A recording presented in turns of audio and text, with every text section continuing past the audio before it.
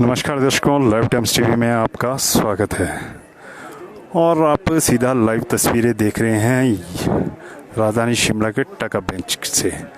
और हम आपको बता दें, राजधानी शिमला के टका बेंच में जो काफ़ी समय से जो बुक कैफ़े बंद पड़ा था, वो एक बार फिर से शुरू हो गया है। अब बात की जाए 2017 में शिमला का पहला बुक कैफ़े यहाँ टका बेंच में खुला था। और उसके बाद जो सबसे पहले ये चलाया गया था, तो ये कैदियों द्वारा ये चलाया गया था। और शिमला के टका बेंच स्थित ये बुक कैफ़े है। सबसे पहले कैदियों द्वारा यहाँ पर सेवाएं दी जाती थी। और बात की जाए, यहाँ पर किताबें भी रखी हुई हैं और यहाँ पर साहित्य आते थे, संगोष्ठियाँ भी करते थे। और काफ़ी चर्चित ये बुक कैफ़े है और पर्यटक भी इसे काफ़ी पसंद करते थे। बात की जाए इसके चारों ओर की खूबसूरती के कारण, जो इसके चारों ओर खूबसूरती है उसके कारण पर्यटक इसे बहुत पसंद करते थे।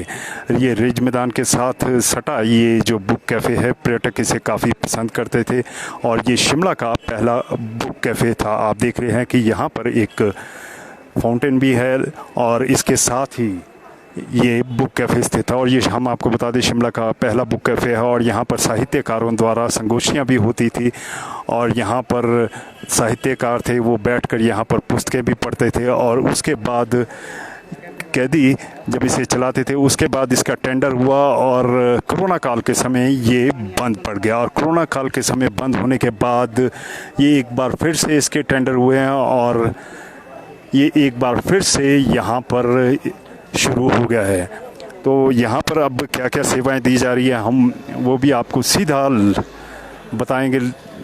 और क्या क्या अब यहाँ पर सुविधाएं मिल रही हैं, क्योंकि जिस तरह से पहले यहाँ पर होता था कि आते थे जो साहित्य प्रेमी होते थे, घंटों यहाँ पर बैठते थे, किताबें पढ़ते थे और ये उनकी एक पसंदीदा जगह थी। और एक बार फिर से ये शिमला का जो टका बेंच स्थित बुक कैफ़े है, ये शुरू हो गया है। और हम बातचीत करेंगे कि क्या क्या सुविधाएं यहाँ पर दी जा रही हैं और यहाँ पर देख रहे हैं कि किताबें यहाँ पर अभी भी वैसे ही लगी हैं जैसे पहले होती थी। साहित्यकार यहाँ पर आते थे और यहाँ पर किताबें पढ़ते थे। साहित्य संगोष्ठियाँ भी यहाँ पर होती थी और यहाँ से घंटों यहाँ पर साहित्यकार बैठते थे। और बात की जाए, जाखू मंदिर को जाने वाले पर्यटक यहाँ पर बैठते थे। और यहाँ की खूबसूरती की बात की जाए तो देखते ही बनती थी। अब यहाँ पर हम बात करेंगे जो अब इस बुक कैफ़े को चला रहे हैं, उनसे हम बात करेंगे। सबसे पहले आप अपना नाम बताएं। अमित ठाकुर। अमित ठाकुर जी, ये आपने बुक कैफ़े फिर एक बार से शुरू हो गया है। हाँ जी। बात की जाए, कोरोना काल हुआ है, तो कब से यहाँ पर सेवाएं देना शुरू हुई हैं? 5-6 दिन से। 5-6 दिनों से। हाँ जी। तो बात की जाए, किस किस तरह की अब सुविधाएं आप लोग दे रहे हैं? चाइनीज़ है, इंडियन है, कॉन्टिनेंटल है, बाकी मॉकटेल बार है, शेक वगैरह भी मिल सकते हैं। बाकी लाइब्रेरी, बुक कैफे। बात की जाए जिस तरह से पहले यहाँ पे पर्यटक आते थे, हाँ जी। तो अभी की बात की जाए, 4-5 दिन आपको ये बुक कैफ़े जैसे कि शुरू किए हो गया, तो किस तरह का पर्यटकों का रुख रह रहा है? और स्थानीय लोगों की बात की जाए तो स्थानीय लोग किस तरह से आ रहे हैं या कम आ रहे हैं, किस तरह? हाँ जी, आ रहे हैं, अभी तो कम आ रहे हैं। मतलब यही बोल रहे हैं, अच्छा हो गया, खुल गया दोबारा। बात की जाए, पहले कोरोना काल से पहले यहाँ पर साहित्यकार भी घंटों बैठते थे, यहाँ पर किताबें पढ़ते थे। क्या अभी फिर से साहित्यकार आ रहे? हाँ जी, आ रहे हैं। तो मतलब जिस तरह से आपने खोला है, तो किस तरह अभी कम ही लोगों का रश है या ज़्यादा मात्रा में लोग आ रहे हैं? नहीं, अभी तो कम ही है, थोड़ा 5-6 दिन हुए हैं, मतलब सीजन ऑफ हो गया। स्पेशल आइटम क्या है इस कैफे में? स्पेशल आइटम कोई खासियत आपने रखी हो यहाँ पर, जिस तरह से काफ़ी? मॉकटेल है। मॉकटेल? हाँ जी। क्या खासियत है उसमें? खासियत यही है, क्योंकि बात की जाए रिज के साथ है, बीचों बीच है, काफ़ी प्रसिद्ध है, शिमला का पहला बुक कैफ़े ये है।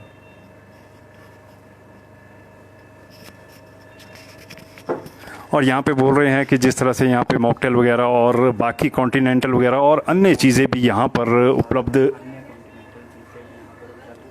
उपलब्ध रहेंगी और जो भी ग्राहक यहाँ पर मांग करेगा उसकी सेवा में ये चीज़ें दी जाएंगी। आप देख रहे हैं यहाँ पे किताबें उसी तरह से अभी भी लगी हुई हैं जिस तरह से पहले यहाँ पर लगी होती थी।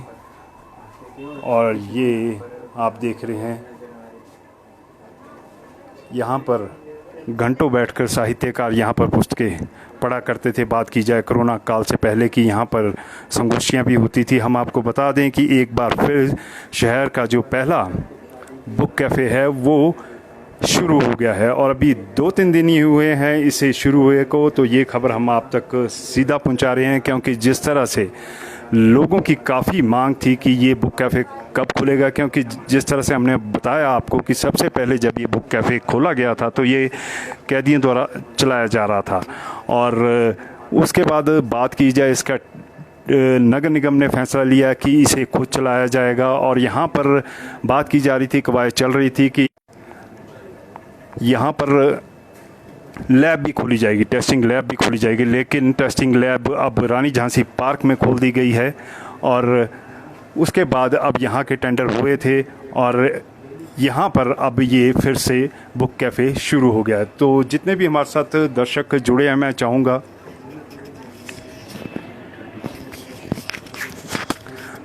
मैं सभी को बताना चाहूँगा कि इस लाइव स्ट्रीम को ज़्यादा से ज़्यादा शेयर करें, क्योंकि जो शिमला का पहला एकमात्र बुक कैफ़े है वो टकाबेंच स्थित वो एक बार फिर से शुरू हो गया है। कोरोना काल के समय ये बंद हो गया था और एक बार फिर से यहाँ पर सेवाएं शुरू हो गई हैं।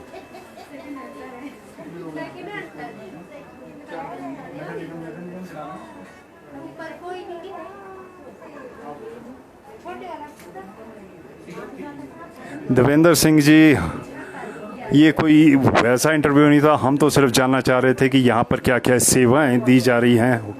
कई बार होता है कि लोग नहीं बोल पाते हैं, कैमरे के आगे नहीं बोल पाते हैं, लेकिन हमारा प्रयास केवल आपको ये बताना है कि शिमला का जो पहला बुक कैफ़े है वो एक बार फिर से शुरू हो गया है। क्योंकि बात की जाए कोरोना काल के समय ये बंद हो गया था और एक बार फिर से यहाँ पर सेवाएं शुरू हो चुकी हैं। आप देख रहे हैं जिस तरह से इन्होंने बताया, यहाँ पर विभिन्न प्रकार के व्यंजन परोसे जाएंगे। बात की जाए कॉन्टिनेंटल, चाइनीज़ और मॉकटेल, इनकी जो यहाँ पर बात की जाए मॉकटेल इनकी विशेषता है जिस तरह से इन्होंने बताया। और ये विभिन्न प्रकार के व्यंजन यहाँ पर परोसे जा रहे हैं और यहाँ पर बैठकर जो साहित्यकार हैं वो जिस तरह से हमने आपको बताया कि यहाँ पर बैठ के घंटों किताबें पढ़ा करते थे और संगोष्ठियाँ भी यहाँ पर होती थी। तो इस लाइव स्ट्रीम को ज़्यादा से ज़्यादा शेयर करें, क्योंकि एक बार फिर मैं कहना चाहूँगा शिमला का जो पहला बुक कैफ़े है वो टकाबेंच स्थित वो एक बार फिर से शुरू हो गया और यहाँ पर सेवाएँ शुरू हो चुकी हैं।